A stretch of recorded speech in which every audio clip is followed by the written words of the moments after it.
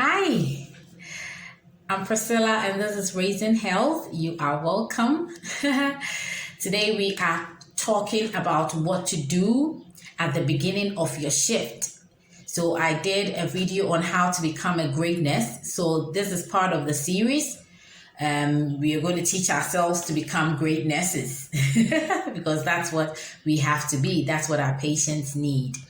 So we're going to talk about what you need to do when you are starting your shift. And I really hope that this helps you to better achieve your goals when you go to your wards or your units. Okay, so just stay with me as we go through these tips.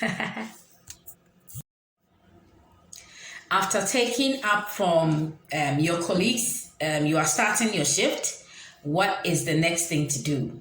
What I'm about to share with you are things that I have practiced over the years and things I have learned to add to my own practice, which has helped me to be better in caring for my patients. And I know that it will help you to be a better nurse like it did me. So after you have taken up, what are you supposed to do next?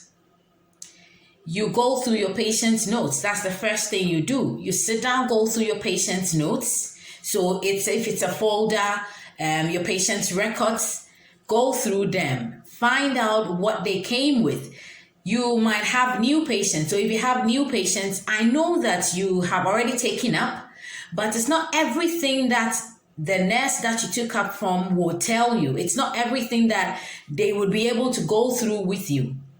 So go back and sit down, see what your patients came with, their history, and whatever that has happened since they've been there. If it's an old patient that you know about, then you know their history already. So you have to go through and see the new things that have been added.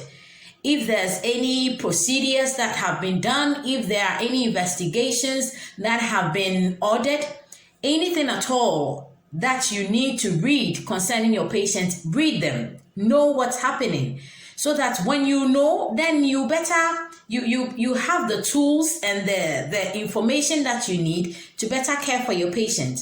So always at the beginning of your shift, go back to your patient's notes and read.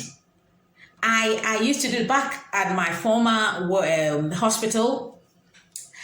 I would sit at the end of our taking up, and I'll virtually go through every patient's notes. And sometimes I knew some of the nurses didn't really understand. They didn't like the idea that I would sit and read what's going on. But when you read, then there are potholes and things that you would find that you probably somebody didn't catch. Because if you don't read, then you wouldn't know that something was even requested. Sometimes the doctors miss telling the nurses some of the things that need to be done. So if you don't go through your patient's notes, you might never know. And that's why we miss a lot of things that has to be done for our patients. So always go back and revisit the patient's notes and find out what's happening or what needs to be done so you can better serve your patients. So you are done with the notes, the history, and everything concerning your patient. What next are you supposed to do? Check your patient's medications. So every medication that your patient is on, have a look at them and their medication charts. Look at it and see if everything that needs to be given to the patient has been given. What medication is the patient on? What is supposed to be collected from the pharmacy, because sometimes there are some new medications that have been written out or prescribed, but they haven't been collected yet. If they haven't, we have to go get them. So if they have, and if there are some that's unavailable, then we know how to organize for these drugs or medications to be made available. So whatever that is surrounding the patient's medications, have a look at it and see. Some drugs might have been suspended, but you wouldn't know if you don't check. So check all these things. If a drug has been missed, then you know if it's supposed to be given at this time or not. So after the history and everything, check your patient's meds and then note them down, the times and everything that they are supposed to be given. So you put them on a paper or sheet or something, write them down so you know, okay, so this patient A needs this at this time, patient B needs that at that time. So you know, because the one big mistake that some nurses actually do make is they think there's a generic way of giving medications at 6 and at 2 and at 6 and at 10 and all that. So sometimes even if a patient is supposed to get her medication around 11 or around 12, then it's not given till the patient receives it at 2 when they are giving all the other medications, which is so wrong.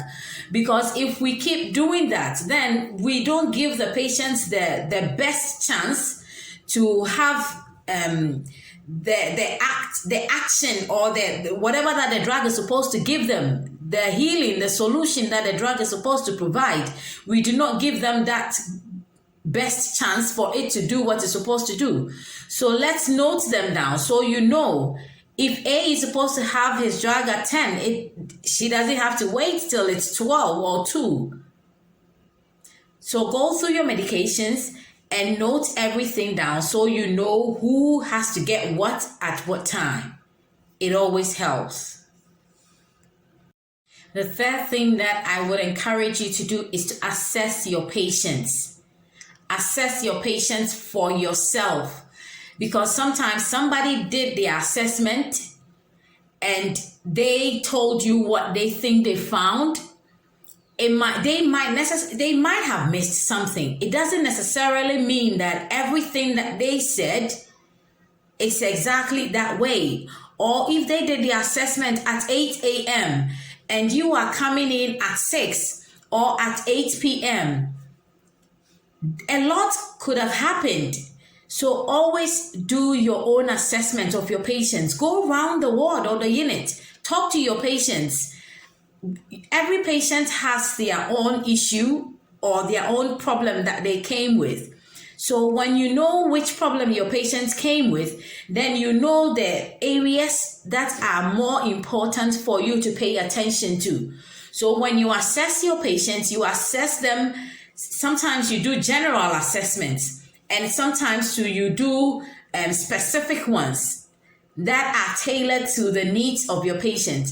So you do your assessment, you do your needs assessment for your patient, and then you can create your own goal for the shift. When you assess them, when you talk to them, when you look at them, when you interact and see what's going on with them, then you know how best to help them during your shift. So always do your assessment at the beginning of your shift for your patients to inform you of what to do next. So the fourth thing is to set a goal. So you've done your assessment now. So your needs, you know the patient's needs, whatever that the patient needs to be done for him or her. So this is the time that you need to set your goal for the shift. So what are you supposed to do? What do you need to achieve? So if your patient has a high blood pressure, then what's your goal for the shift? You need to monitor the blood pressure at this time and at that time. So if it's an hourly thing you need to do every 30 minutes, you know that that's it. You need to do this, give this medication, and your goal is to see that it comes down to that. Or if your patient needs a wound dressing, you know this is what you're supposed to do. So setting your goal helps you to know what you're supposed to do for your patient, and then you stick to it. So it gives you a purpose for the shift. And sometimes these are things you can even do with your patient.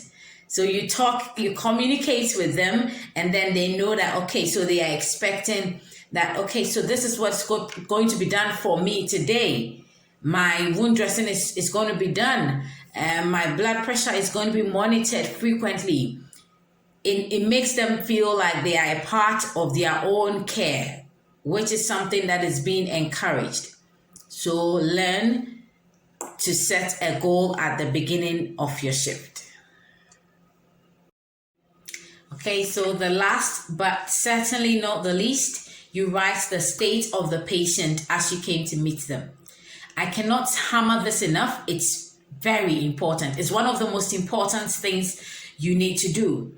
You write how you came to see and meet the patient. So if you came to meet a conscious patient, you write it, a semi-conscious patient, a patient with an IV access, the patient has fluids on, what type of fluid, how much is left. If the patient has a urethral catheter, a drainage bag attached, how much urine is in it, what's the color of the urine. Anything at all that you came to see on the patient, you write it. Whatever that you saw or whatever your assessment was, put it down, because it shows what you came to see and where you are starting from. It's very important. Our work, there's a lot of legalities with regards to what we do. So if you put this down and if anything happens, everybody knows, okay, so this is where Priscilla came to see, or this is what she came to meet, and this is where she is taking the patient up from. So please write your state of the patient. One of these days, I will demonstrate how it's done. I will show you how to write it, so we know what we are doing. So let's go through the 5 things again. I mentioned that after you have taken up, you read your patient's notes, the history and everything that has been happening so far. You go through the medication charts, see what you're supposed to give, what has been left, whatever that is needed to collect. You see that, and then you do your assessment of the patient and see the needs of your patient. Then you set your goals for the shift. And finally, you write the state of the patient as you came to meet them.